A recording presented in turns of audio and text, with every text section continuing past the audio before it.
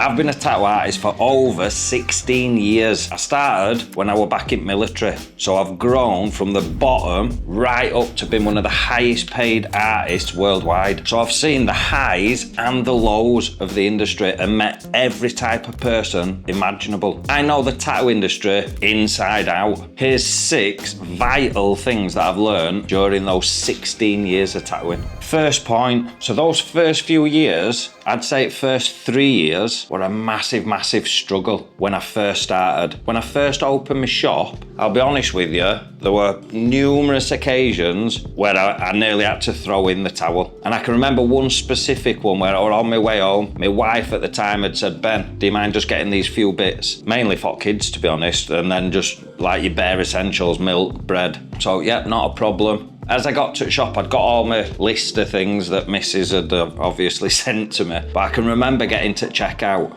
and I didn't have enough money in my pocket. Went to use my card, that bounced. I was literally on scraps. I had to change something. And I looked at my business as a whole, looked at my tattoo work, looked at the quality of everything. And I thought, I've never actually done the basics from day one. And it led me to go right back to the beginning and actually learn how to do things properly. Bearing in mind, I'd already had my shop for 3 years, but I wanted to do things totally different. So I went right back to day one. I cannot stress to you how important it is to not skip the basics. I wasted 3 years and went through a hell of a lot of problems and heartache and so many times that I had to nearly give in. But if I'd have just done it correctly from day one, I could have avoided all that heartache. So first point is do not skip the basics. I want to give you something that's easy for you to relate to, especially if you're early on in your career. So obviously I've got an online tattoo school, whatever you want to call it. It's done in a very particular way,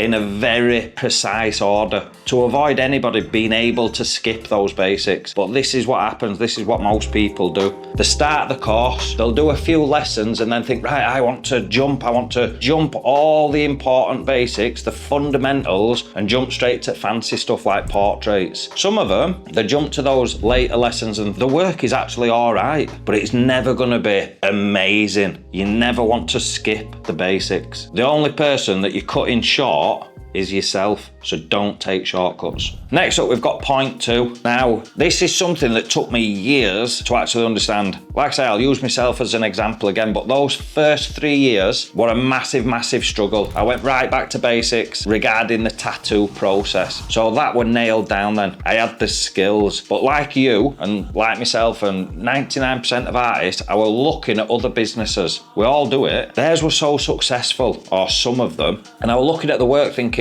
my work's better than theirs. Why is their business getting tons of customers, loads of social presence, the branding were on point? Why is their business doing so much better when in reality, or in my opinion at the time, my work were better than theirs? In fact, everybody that looked at the 2 pieces of work side by side would have said that mine were technically better, but their business were doing better. I'd say for over 10 years, well, definitely now, well over 10 years, and I must have spent 150,000 minimum on online courses learning the business and the marketing. I cannot stress to you how important these 2 things are: how to run your business and how to market the business. The love of art is not enough. If that is the only thing that you've got going for yourself as a tattooist, well, I just love art. That's why I do it. You are gonna fail miserably, or you're gonna fall into the 80% of artists plus that, yeah, they love the job, they love art, but the business is failing or struggling, because that is not the business. That is just the product. And the sooner you get that into your head, the better, because the only successful shops that are amazing at tattooing and running the business and the marketing properly are massively successful. Now, there's 2 different ways to categorize success. Listen, you could be an amazing artist, rubbish at business and marketing. Eventually, your business is going to fail.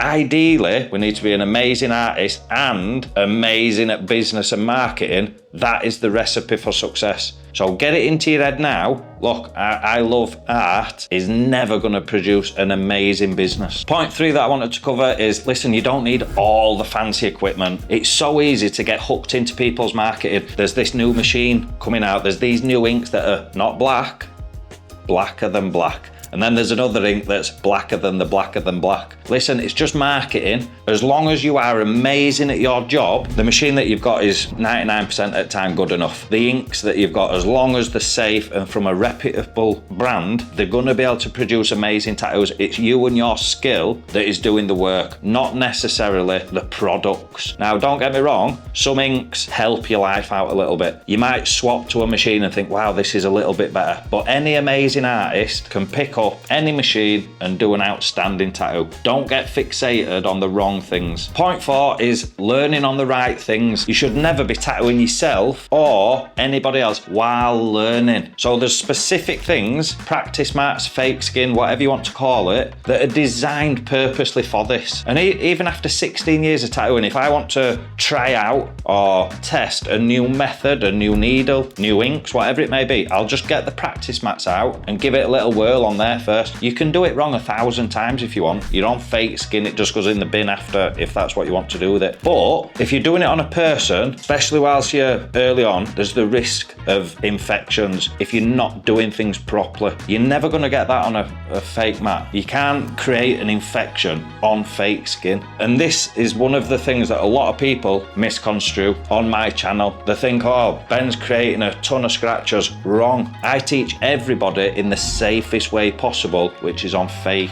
mats, artificial skin that is purposely designed to learn how to tattoo. Anybody caught doing anything else, they just get removed. Because we are serious about this industry, I want you to be the best that you can be, and that is doing things right from day one. Number 5, I'll get straight to the point with this one, is everybody has doubts. You've just got to keep going. And this is an easy one to try and explain. If your dream is big enough, you will never let doubt or anything get in the way. But at the same time, maybe it's just because we're in the artistic industry, you are always going to have one doubt or another. There's tons of things that you could be cross-thinking in your mind. Am I good enough? Comparing yourself to other people's work. Is my age an issue? Whether you're really young or later on in life, a lot of people have brought that to my attention. Ben, I'm this old. Can I still do it? Of course you can. The only person that's ever going to prevent yourself from doing this or pushing to that next level is you. Now, it's easier said than done. Oh, well, just stop thinking like that. That's never the answer. And it's something that is always going to be there. And you'll find this with any successful artist, they are constantly wanting to get better. Well, to be able to get better at something, your work has got to need improvement. So it's acknowledging, look, this is where I am. However, I can improve in this area and that area. That is not self-doubt. That is acknowledging that you're wanting to get better. As soon as you get that bit of a mind shift to look at it from a different perspective, hold on, it's not that I'm not good enough. All it is that I'm wanting to improve. I'm wanting to get myself from where I am to that next level. Once I reach that, I'm still having those doubts or that view of my work thinking,